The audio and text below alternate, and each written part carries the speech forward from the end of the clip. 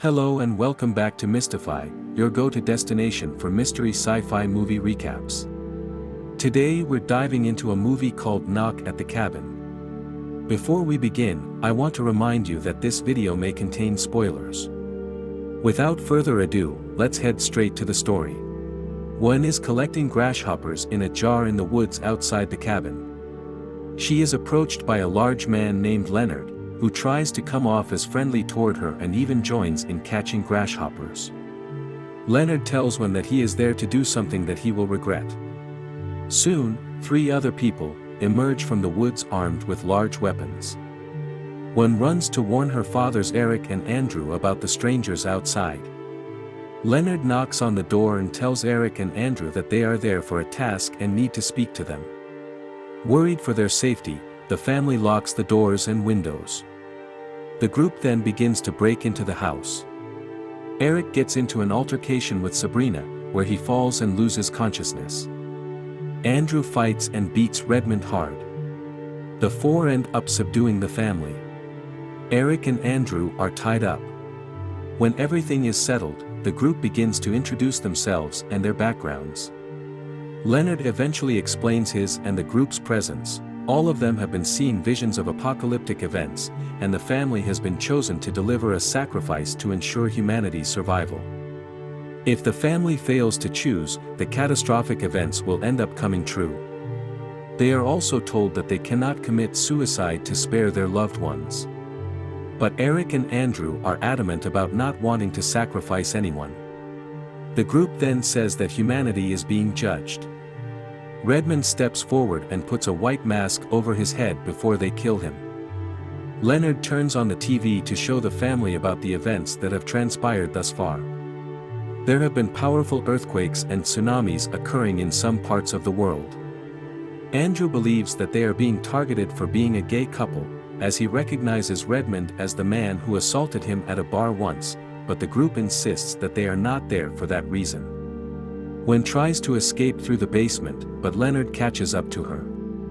The next morning, Adrian cooks breakfast for one. When the time comes for the family to choose again, Adrian steps up to plead her case. She tells them that she has a son and in her visions, she has repeatedly seen his death and cannot stop hearing his screams. She begs the guys to think about that in their decision, but Andrew still tells them no. Leonard and Sabrina kill Adrian.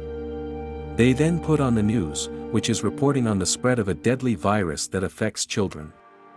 Andrew notices the report is pre-recorded and that he has been reading about the virus for months, giving him further reason to suspect that the group is lying to them. One sneaks Eric a knife, and he gives her a heads up to do something when she is instructed to. Leonard and Sabrina attempt to persuade Eric and Andrew again, but Eric has one throw a tantrum to distract them, allowing Eric to cut himself free, and giving Andrew an opportunity to run to the car where he tries to get his gun. Sabrina injures his leg, but he throws dirt in her face and runs into the car.